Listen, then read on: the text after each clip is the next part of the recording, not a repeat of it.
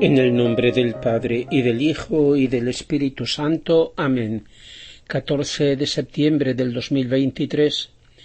Queridos hermanos, parecería una contradicción celebrar hoy la fiesta de la cruz, festejar con alegría lo que representa todo el dolor, así como parece paradójico lo que dice San Pablo en la carta a los Colosenses: me alegro de mis tribulaciones por vosotros y completo en mi carne lo que falta a los padecimientos de Cristo en su cuerpo, que es la Iglesia.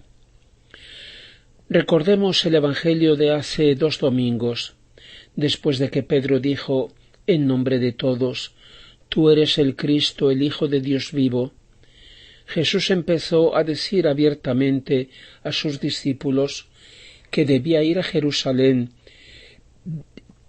y sufrir mucho y ser muerto y resucitar al tercer día.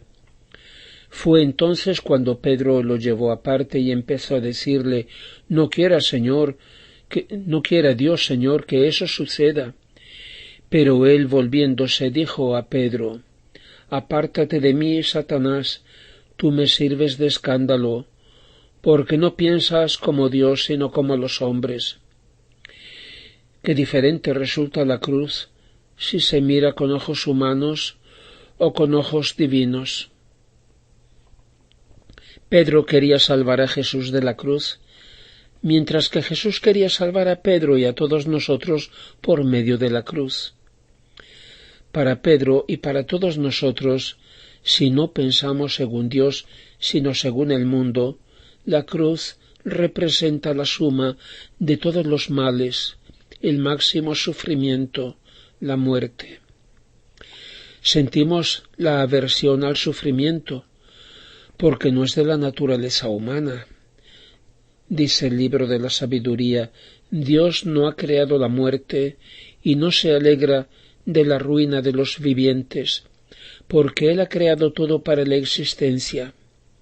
Y dice: Dios ha creado al hombre para la inmortalidad. Lo hizo a imagen de su propia naturaleza. Pero por envidia del demonio entró la muerte en el mundo, y la experimentan los que le pertenecen. Por el hecho de que Dios nos ama, ha aceptado el riesgo de no ser correspondido, y así el amor da espacio al dolor. En la medida que se ama, se sufre. Y puesto que el hombre ha pecado, es inevitable encontrar el sufrimiento. Por eso Jesús le dice a Luisa en el volumen 7: hija mía, la cruz es un fruto espinoso, que por fuera es molesto y punzante, pero quitando las espinas y la corteza se encuentra un fruto precioso y gustoso, y sólo quien tiene la paciencia de soportar las molestias de las espinas puede llegar a descubrir el secreto de la preciosidad y el sabor de ese fruto, y sólo quien ha llegado a descubrir ese secreto lo mira con amor y con avidez lo va buscando, sin preocuparse de las espinas, mientras que todos los demás lo miran con desprecio y lo rechazan.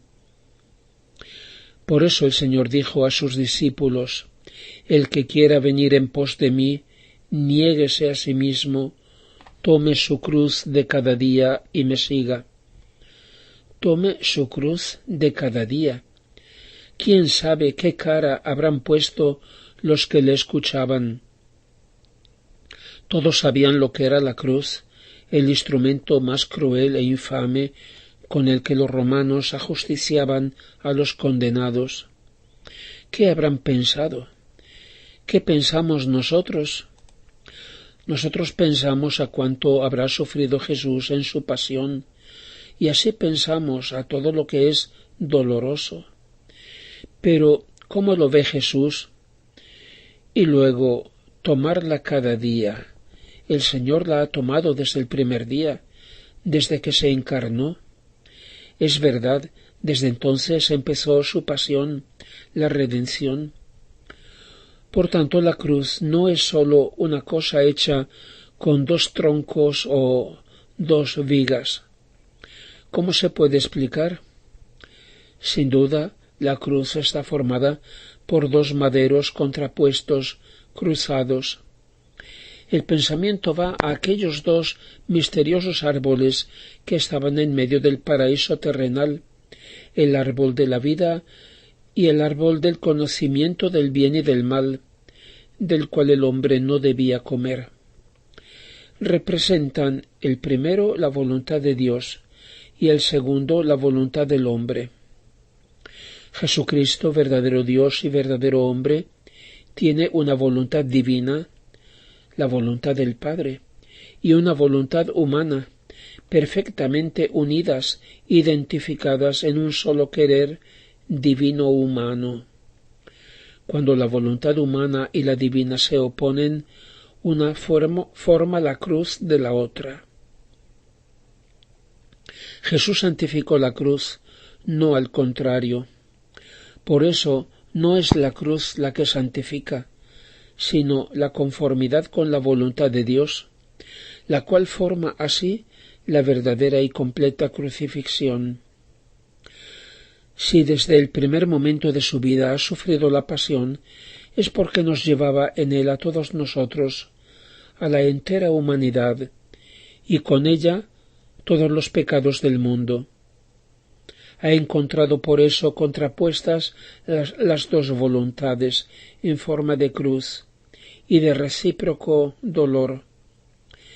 Pero para él, la cruz en la que desde la encarnación se ha recostado y ha vivido en plácido abandono, son los brazos del Padre, infinitamente bueno y amado.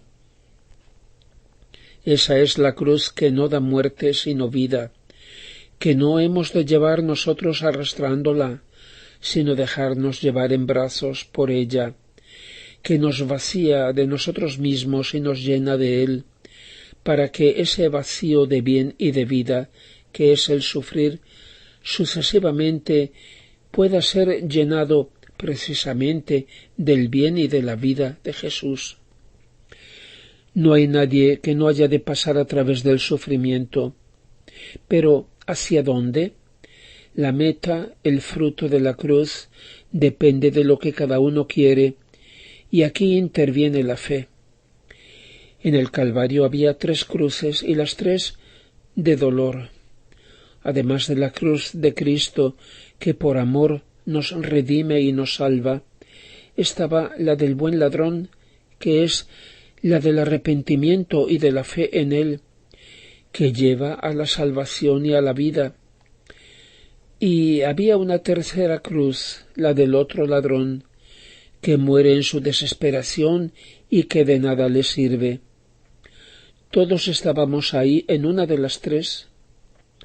Por eso dice Jesús en el volumen 4, en el volumen 2 y en el volumen 4 de Luisa: la cruz dispone al alma a la paciencia. La cruz abre el cielo y une cielo y tierra, o sea, a Dios y al alma. La virtud de la cruz es potente, y cuando entra en un alma, no sólo tiene el poder de quitar la herrumbre de todas las cosas terrenas, sino que le da el aburrimiento, el fastidio, el desprecio de las cosas de la tierra, mientras que le da de nuevo el sabor, el gusto de las cosas del cielo. Pero pocos reconocen el poder de la cruz, y por eso la desprecian. Y dice: la cruz es la que revela a Dios al alma y hace conocer si el alma es de verdad de Dios. Se puede decir que la cruz descubre todo lo más íntimo del alma y revela a Dios y a los hombres quién es ella. No debemos extrañarnos o escandalizarnos de los sufrimientos y pruebas del momento presente, porque, como dice San Pablo en la 2ª carta a los Corintios, el momentáneo, ligero peso de nuestra tribulación nos prepara una gloria sin medida y eterna, porque no ponemos la mirada en las cosas visibles, sino en las invisibles. Las cosas visibles son de un momento, las invisibles son eternas. A los misterios gloriosos se llega sólo después de los dolorosos. Es necesario pasar por muchas tribulaciones para entrar en el reino de Dios, decían los apóstoles, animando a los discípulos y exhortándoles a perseverar firmes en la fe. San Pablo ha hablado de los padecimientos de Cristo en su cuerpo, que es la Iglesia, porque ella debe reproducir o vivir en su conjunto y en su historia toda la vida personal histórica de Jesucristo. Y así hemos llegado al tiempo de su pasión.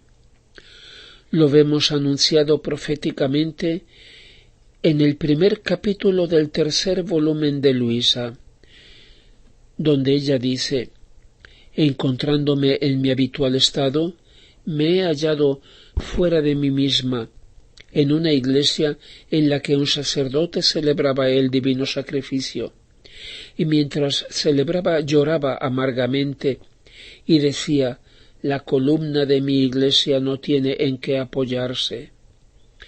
Al decir eso he visto una columna cuya cima tocaba el cielo, y debajo de esa columna había sacerdotes, obispos, cardenales y todos los demás dignatarios que sostenían dicha columna.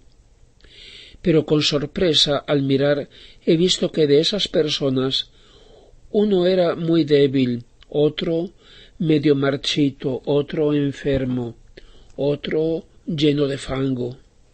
Poquísimos eran los que estaban en condiciones de sostenerla, de manera que esa pobre columna, por tantas sacudidas que recibía desde abajo, vacilaba sin poder estar firme.